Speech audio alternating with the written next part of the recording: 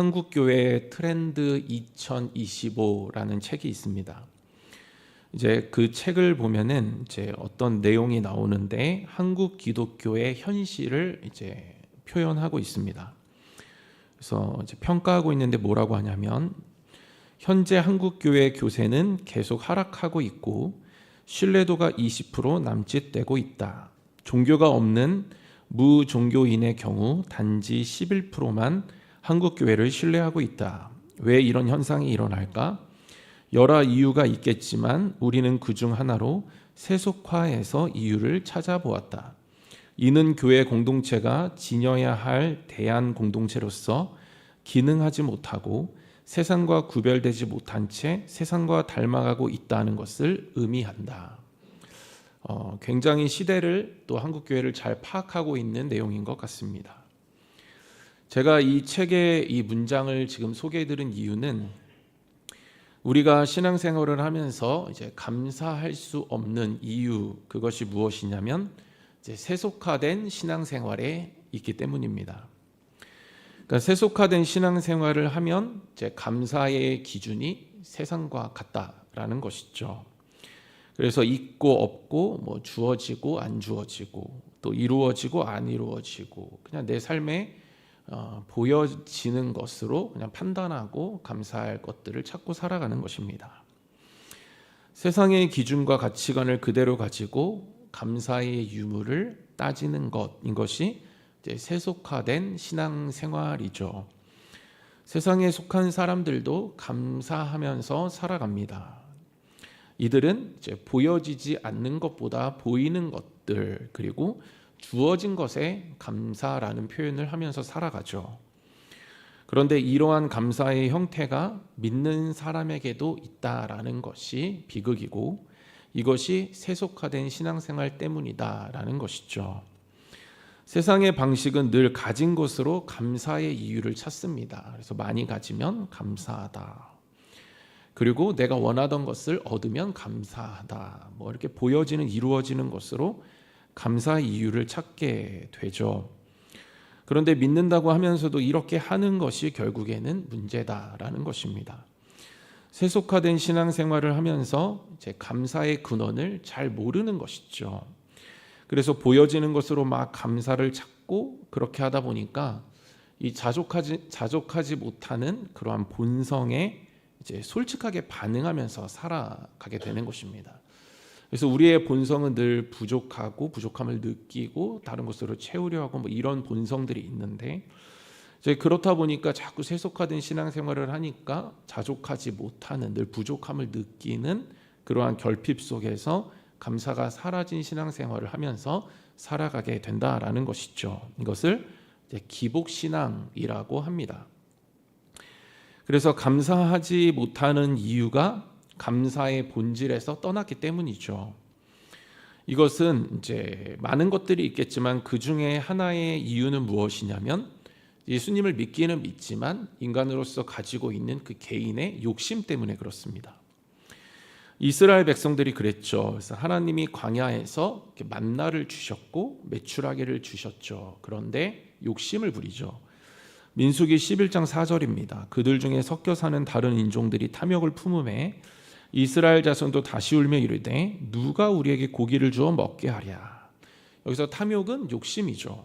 그러니까 다른 인종들이 욕심을 부리는 것입니다. 근데 알 수 있는 것은 뭐냐면, 다른 인종들이 탐욕을 품는데 이스라엘 자손도 다시 울며, 이렇게 돼 있죠. 그러니까 욕심은 전염되는 거예요. 그래서 이 공동체 안에서 누군가가 자꾸 하나님을 떠나서 개인의 감정을 앞세우고 욕심 부리면 그 주변에 사람들이 붙기 시작합니다. 그리고 욕심에 같이 이제 감사하지 못하고 자족하지 못하는 신앙생활을 하게 되는 것이죠. 그래서 나 한 사람의 영향력이 크다라는 것을 우리는 늘 인식하고 있어야 하는 것이고, 그렇게 해서 우리는 날마다 선한 영향력을 끼치기 위해서 겸손한 자세를 유지해야 하는 것이죠.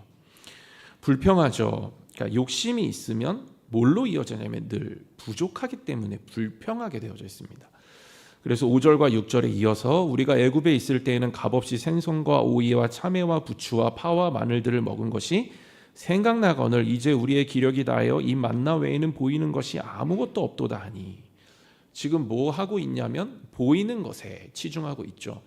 보이는 것이 아무것도 없도다 하니, 그래서 보이는 것이 없다고 생각하는 거예요. 지금 만나와 메추라기가 있고 하나님의 공급하심이 있는데 내가 봤을 때 없다. 우리가 늘 욕심 부릴 때 그 마음이 채워지지 않으니까 자족하지 못하고 주어진 것에 감사하지 못하고 주어진 것을 보지 못하고 하나님 주신 것들을 모르고 그냥 보이는 것, 나의 기준에서 세속화된 그 관점 속에서 보이는 것, 그것 가지고 판단하는 것입니다. 그리고 불평하는 것이죠. 하나님께서는 주인 되시고 출애굽시켜 주시고 먹을 것 제공해 주시고 때마다 시마다 함께 하시면서 구름 기둥 불 기둥 막 지켜 주시고 다 해 주셨는데 욕심 부리니까 다 가려지고 감사하지 못합니다. 느헤미야 9장 21절입니다. 40년 동안 들에서 기르시되 부족함이 없게 하심으로 그 옷이 헤어지지 아니하였고 발이 부르트지 아니하였사오며, 40년 동안 부족함 없게 하셨음에도 불구하고 그것을 자신들의 욕심 때문에 아무것도 발견하지 못하고 없는 것으로 만들어버리고 감사하지 못했다라는 것입니다. 불평하게 되고 그 시작은 결국 욕심 때문이다라는 것이죠. 욕심은 자족하지 못하게 하죠. 이미 충분히 풍족하게 나의 삶에 지금 하나님의 최선이 충만하게 깃들어져 있음에도 불구하고 그것을 보지 못하게 합니다. 이것이 욕심의 힘이죠. 그래서 감사의 본질에서 떠나서 살게 하죠. 감사의 근원으로부터 떠나게 합니다. 욕심은. 그러니까 하나님으로부터 떠나게 하는 것이죠. 우리의 감사는 하나님 안에 있는 것인데 그 자체인데 거기서 떠나게 하는 것입니다. 나를 위해서 내 인생을 내가 추구하는 발버둥, 이것이 욕심이죠. 그래서 욕심은 더 갈구하게 하죠. 왜냐하면 우리는 하나님으로부터 만족을 누릴 수 있는데 욕심은 그 만족을 주지 않으니까 계속 다른 것을 갈구하게 되어져 있습니다. 그리고 뭐 최선을 다한다 얘기하고 뭐 열심히 산다고 얘기하지만 결국엔 나의 욕심 채우려고 하는 것이죠. 그것을 하나님의 열심으로 또 포장하면은 굉장히 또 위험해지는 것입니다. 그래서 하나님이 주신 것들을 보지 못하게 하죠. 이것이 정말 영적인 비극입니다. 누리지 못하게 하죠. 그래서 목마름만 주고 더 채우라고 하고 미혹하고 유혹하고 죄짓게 하고 뭐 계속 악순환이죠. 더 큰 악순환은 뭐냐면 이때 주는 감정이 염려입니다. 그래서 욕심이 많은 사람들은 보면은 굉장히 염려를 많이 하고 살아가죠. 불평은 기본이고 염려를 많이 하면서 살아갑니다. 마가복음에 보면은 염려와 욕심을 같이 봅니다. 그래서 세상의 염려와 재물의 유혹과 기타 욕심이 들어와 말씀을 막아 결실하지 못하게 되는 자요.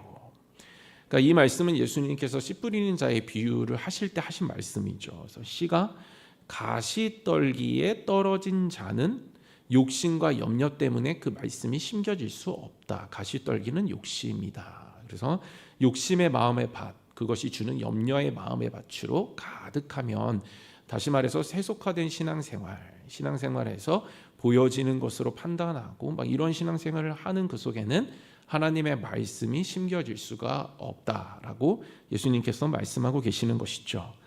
그래서 이어서 4장 18절에 또 어떤 이는 가시떨기에 뿌려진 자니 이들은 말씀은 듣기를 하되 그러나 말씀이 뿌리 내릴 수 없다라고 예수님 말씀하시죠.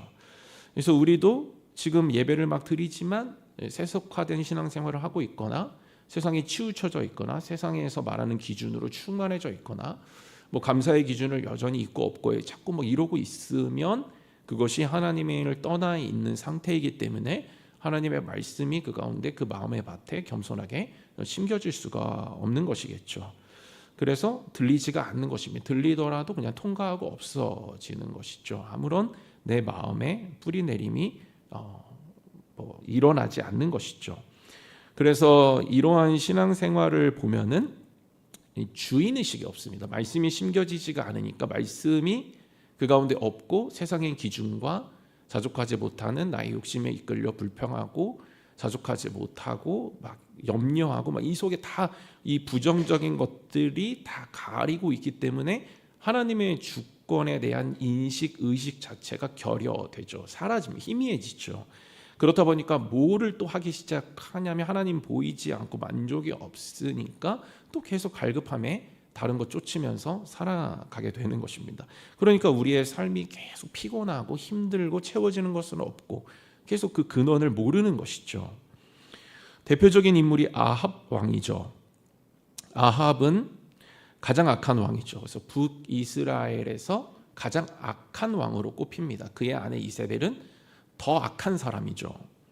그래서 비슷한 사람끼리 만나는 거예요. 늘 보면. 그래서 아합은 왕이었죠. 부족함이 없는 사람이었습니다. 그래서 하나님께서 다윗이 범죄하니까 이렇게 말씀하세요. 다윗이 왕이 되었을 때 내 주인의 집을 내게 주고 내 주인의 아내들을 내 품에 두고 이스라엘과 유다 족속을 내게 맡겼느니라. 만일 그것이 부족하였을 것 같으면 내가 내게 이것저것을 더 주었으리라. 그러니까 왕이 되면은 다윗이 왕이 되었을 때 하나님께서는 내가 너에게 부족하지 않는 것을 다 줬다.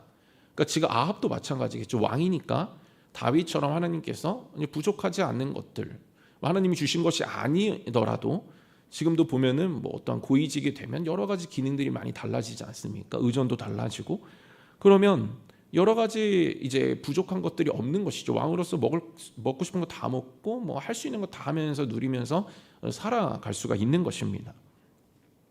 부족함이 없는 사람이 이제 누구보다 많이 가졌고 정말 누구보다 많은 것을 누릴 수 있었죠. 그런데 아합은 감사할 줄 모르는 사람이었습니다. 왜냐하면 욕심 부리고 있었기 때문이죠.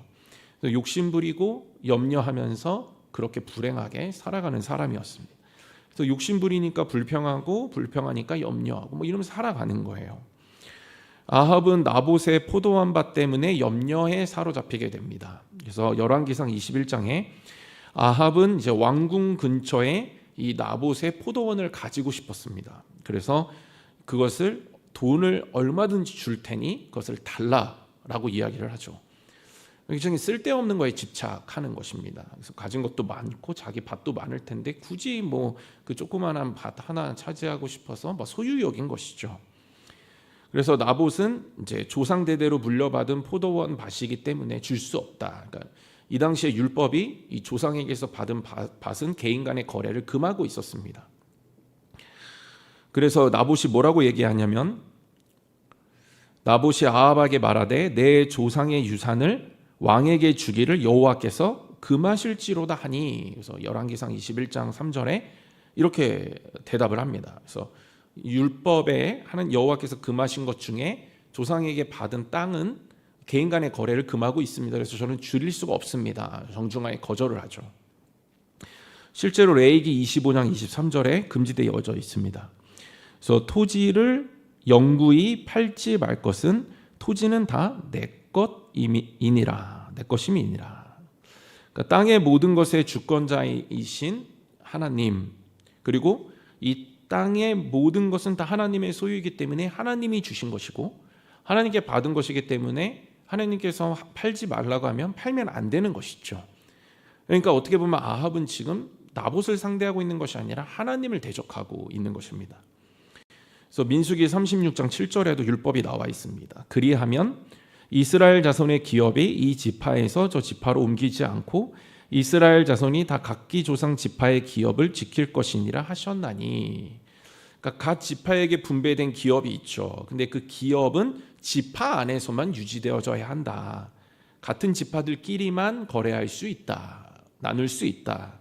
그런데 개인 간의 거래로 그 기업이 변경되면 질서가 무너지기 때문에 하지 말아라. 그냥 다른 지파랑은 그것들을 거래하지 마라. 왜냐하면 하나님 주신 영역들이 있는데 그 영역을 지켜야 되는데 거래하게 되면 그 영역이 혼잡해진다. 이제 이런 어떤 질서를 지키기 위해서 하나님이 율법으로 금해 놓으신 것이죠. 그런데 아합과 나봇은 지파가 다르거든요. 그래서 거래할 수가 없었습니다. 그래서 나봇은 거절하죠. 단순히 개인의 거부가 아니라 이 신앙의 원칙, 율법적 근거 뭐 이런 것들을 가지고 거절을 한 거예요. 그때 아합의 마음 상태를 4절에 이렇게 기록합니다. 이스라엘 사람 나봇이 아합에게 대답하여 이르기를 내 조상의 유산을 왕께 줄 수 없다 하므로 아합이 근심하고 답답하여 왕궁으로 돌아와 침상에 누워 얼굴을 돌리고 식사를 아니하니. 그러니까 불평하고 욕심 들어가니까 불평하고 염려하고 이건 같이 움직이죠. 그래서 염려라는 단어는 억제, 억압 이런 단어에서 유래한 단어입니다. 그럼 염려가 있으면 마음을 억압당하죠. 그럴 이유가 전혀 없습니다. 지금 아합은 마음을 스스로 억압시킬 이유도 없고 억압당할 이유도 없죠. 왕인데요. 마귀 마음대로 다 할 수 있고 주변에 부족한 것이 없는데 스스로 불행하게 만드는 것입니다. 이처럼 욕심은 스스로를 불행하게 만들죠. 그래서 마음을 억압당하고 눌려 있는 거예요. 그래서 짓눌려 가지고 완전 지금 우울한 상태에 있는 것이죠. 그러니까 이세벨이 왜 식사를 안 하냐고 묻습니다. 그러니까 포도한 밭 때문이다. 조그마한 그 밭 하나 때문에 염려하고 있는 것입니다. 그러자 이세벨이 나봇을 불의한 방법으로 죽이고 그 밭을 차지해서 왕에게 주죠. 이렇듯 욕심과 염려는 이제 영적인 것입니다. 그것이 영적인 것이기 때문에 무엇으로 발전하냐면 하나님을 대적하는 것으로 발전을 해요. 지금 그렇습니다. 그래서 율법에서 금하고 있는 것을 어떻게든 인간의 방법으로 지금 막 차지하려고 하죠. 하나님을 대적하는 것입니다. 하나님의 영역을 침범하고 있죠. 그래서 우리가 욕심을 부리고 염려하고 막 이렇게 살아가는 것, 감사하지 못하고 살아가는 것은 어떻게 보면 하나님을 향한 불신에서 시작된다라는 것이죠. 그래서 하나님을 대적하면서 욕심과 염려를 가지고 살아가게 되면 그것은 걷잡을 수 없이 큰 죄로 발전하게 되고 하나님을 떠나서 살아가는 그러한 비참한 자리로 전락되게 되는 것입니다. 그런데 더 힘들어지는 것은 무엇이냐면 더 나아가서 본인이 계속 힘들어지는 거예요. 아합은 서민이 가진 밭 하나 때문에 염려하고 불의한 일을 행했죠. 그것도 옆에 있는 부인을 죄짓게 했습니다. 원래 악한 사람이지만 이 염려와 이런 것들을 가지고 욕심을 부리면서 같이 힘을 합해서 옆에 있는 사람도 죄짓게 하고 사람에게 해를 끼치고, 그래서 이때 어떤 죄의 확장성이 있는 것이죠. 그런데 그보다 더 불행한 것은 뭐냐면 영적으로 계속 고통할 수밖에 없는 상황에 놓여진다라는 것입니다. 그래서 하나님께서는 아합에게 말씀하시죠. 아합이 내 앞에서 겸기함을 내가 보느냐.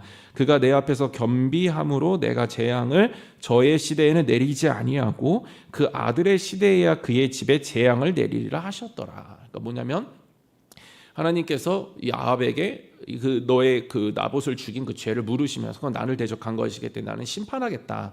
근데 그래도 아합이 그 순간에 많이 두려웠는지 회개를 한 거예요. 그래서 잘못했다 하니까 그러면 너를 내가 직접 지금 죽이지는 않고 너의 다음 자녀를 내가 이제 그때 심판하겠다 이렇게 말씀하시는 거예요.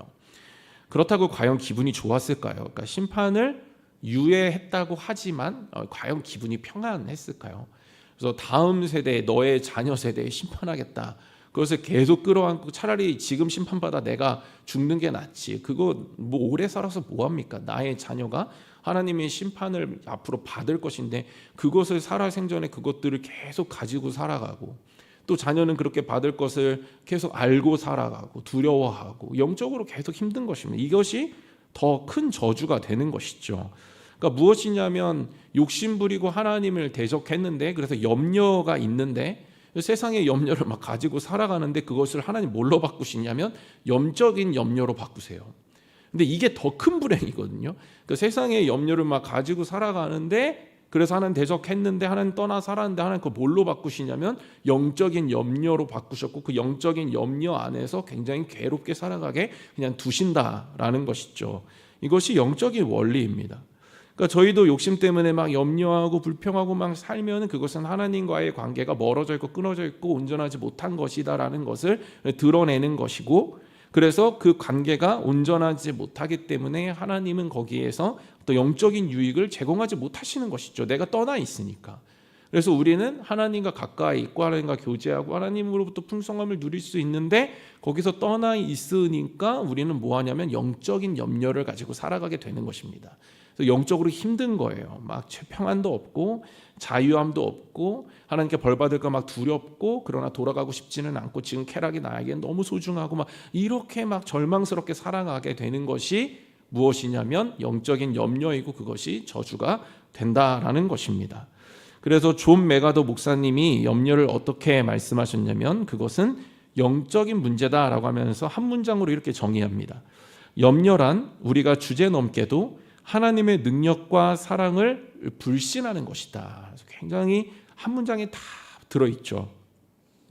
욕심은 염려는 하나님을 떠나 있기 때문에 우리 안에 찾아오는 것이다 라는 것입니다. 아합도 보면 하나님 떠나 있죠. 떠나서 마음대로 하죠. 근데 더 힘들어집니다. 영적인 염려가 찾아오죠. 반역하고 대적하고 욕심과 염려 가지고 살아갑니다. 이러한 세속화된 신앙생활은 자족을 모르게 하죠. 그래서 만족하지 못하게 하고 자족하지 못하게 하고 그 주권 안에서 하나님으로 감사하고 하나님 베풀어 주신 구원의 근거에서 막 감사하고 하나님 내 삶을 이렇게 붙잡고 계시고 내 삶을 통치하고 계시는 것에 감사하고 뭐 이런 것들을 모르고 그냥 보이는 것에 가지지 못한 것에 그냥 치중해서 그렇게 살아가게 되는 것입니다. 반대로 하나님과 가까이 있으면 그분 안에서 자족하면서 감사하면서 살아갈 수가 있습니다.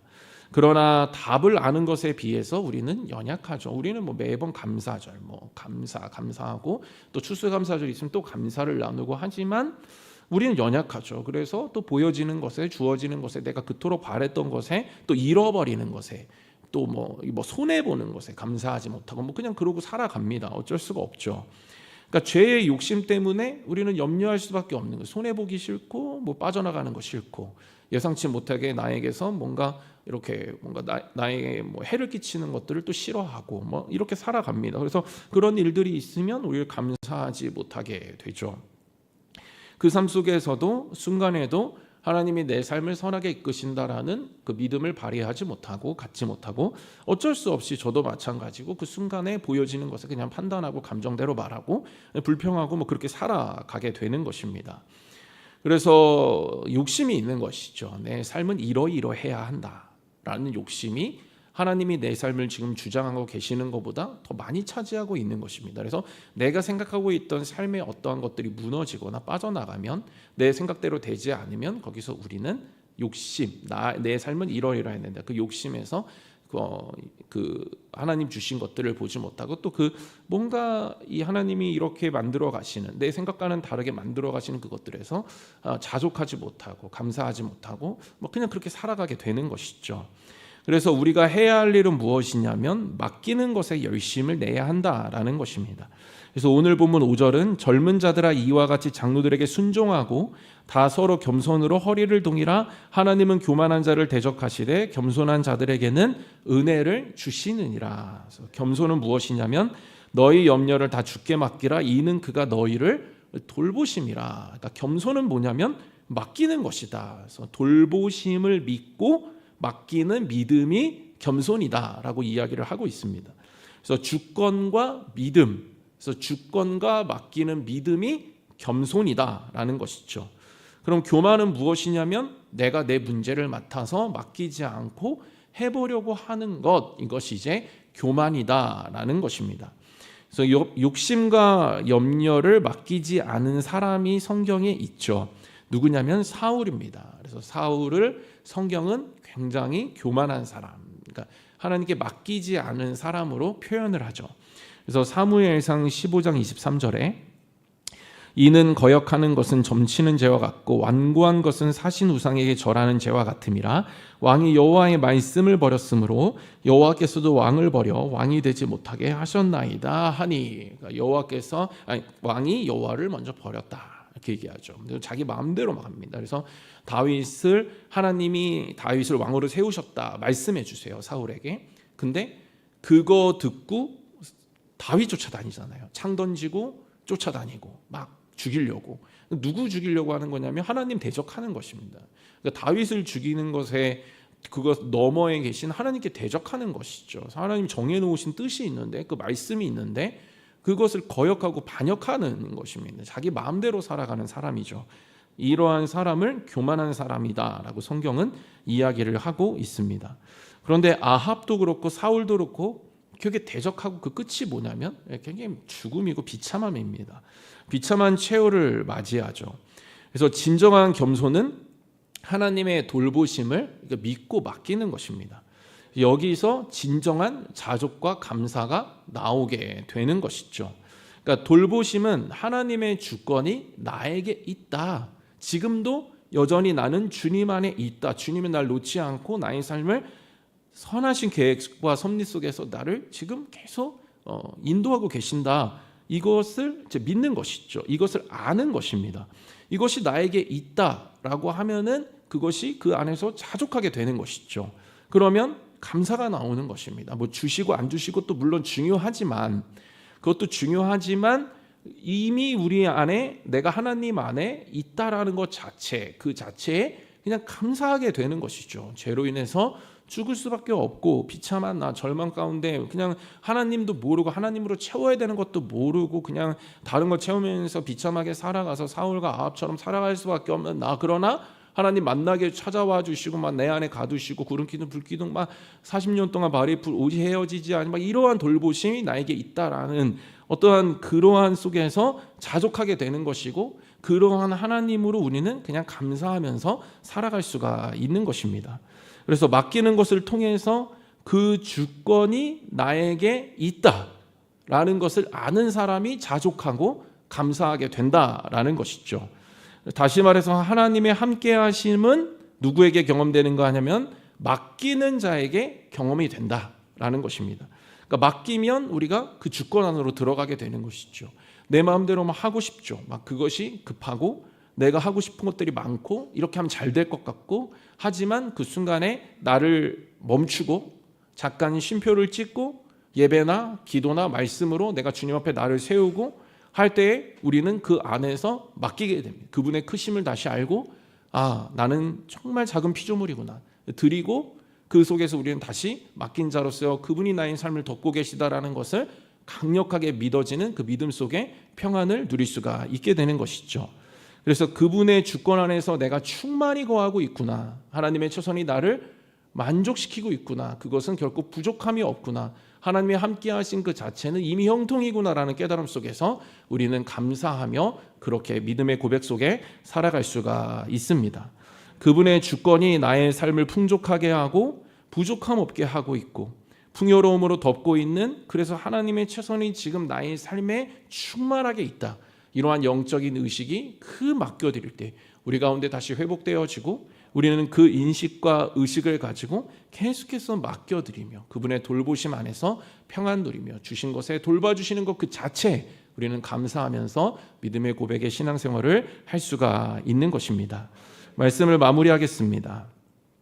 오늘 말씀에서 이제 겸손으로 허리를 동이라라는 이 베드로가 이제 겸손을 이야기할 때 이제 이렇게 표현을 하죠. 그래서 겸손으로 허리를 동이라, 좀 표현이 어렵습니다. 근데 많은 학자들이 뭐라고 얘기하냐면 베드로가 이것을 그냥 얘기한 게 아닐 것이다, 무언가 연상을 해서 얘기할 것이다 라고 이야기합니다. 그래서 미국의 유명한 신학자 크레이그 키너라는 분이 계시는데, 이분이 뭐라고 하셨냐면, 이 표현 허리를 동이다, 이 표현은 고대의 그 종이 자신을 섬김에 준비할 때 사용하는 일반적인 자세를 말하며, 요한복음 13장에서 예수께서 수건으로 허리를 동이고 발을 씻긴 사건을 연상하게 한다. 그리고 톰 나이트라는 유명한 신학자가 있습니다. 책도 많이 읽고 저도 많이 보는데 그분도 이렇게 말합니다. 허리를 동이는 겸손은 그저 예절상의 미덕이 아니다. 그리스도께서 제자들의 발을 씻기시던 모습이 떠오른다. 그분은 참된 왕이셨지만 무릎을 꿇으셨다. 베드로는 그것을 잊을 수 없었을 것이다. 그러니까 베드로가 겸손으로 허리를 동이라라고 한 것은 요한복음 13장에서 예수님이 하신 그 어떠한 모습을 연상하면서 기록했을 것이다 라는 것이죠. 요한복음 13장에서 예수님은 제자들의 발을 씻기고 닦아줄 수건을 허리에 동이십니다. 그래서 발을 씻기기 전에 먼저 준비를 하시죠. 그리고 허리에 수건을 동이시고 그다음 발을 닦아주시고 그 수건으로 이제 발을 이제 닦아주십니다. 그래서 4절에 저녁 잡수시던 자리에서 일어나 겉옷을 벗고 수건을 가져다가 허리에 두르시고, 베드로는 예수님이 배반할 것을 알면서도 발을 씻겨주신 사건을 생각하는 거예요. 그래서 겸손이 무엇이냐면 예수님이 하신 것이 진정한 겸손이다라고 그렇게 기록을 하고 있는 것입니다. 그러니까 이것이 무슨 의미냐면 예수님께서 발을 닦아주신 것 이상의 무언가 의미가 하나 더 있다, 지금 이야기를 하고 있는 것입니다. 그러니까 발을 닦아주는데 누구를 닦아주고 있냐면 배반할 제자들을 닦아주고 있는 거예요. 누구도 할 수 없습니다. 그러니까 그냥 뭐 일반적으로 같이 지내던 사람, 이 사람과 뭐 이 사람의 발을 닦아주고 뭐 하는 건 괜찮은데, 이 발을 닦아주는 것도 이미 종이 하는 것인데, 그 닦아주는 것도 겸손이라고 할 수 있지만, 더 큰 겸손은 뭐냐면 이 제자들이 배반하고 다 도망갈 것을 알고 부인할 것을 다 아셨음에도 불구하고, 그것을 알았음에도 불구하고 끝까지 사랑을 실천한 것, 이것이 진정한 겸손이다라는 것입니다. 그런데 그것이 왜 겸손이냐면 맡겼기 때문이에요. 예수님이 자신의 삶을 하나님께 드렸기 때문에, 맡겼기 때문에 어떻게 하냐면 끝까지 하나님께 감사하면서 그의 길을 묵묵히 걸어가면서 제자들을 배반할 것을 알면서도 끝까지 그 사랑을 실천하셨다라는 사실입니다. 그래서 요한복음 5장 30절에 내가 아무것도 스스로 할 수 없노라. 듣는 대로 심판하노니 나는 나의 뜻대로 하려 하지 않고 나를 보내신 이의 뜻대로 하려 함으로 내 심판은 의로우니라. 요한복음 6장 38절에 내가 하늘에서 내려온 것은 내 뜻을 행하려 함이 아니요 나를 보내신 이의 뜻을 행하려 함이니라. 그러니까 예수님께서 진정한 겸손이 뭐냐면 하나님께 나의 삶을 드렸다, 맡겼다라는 거예요.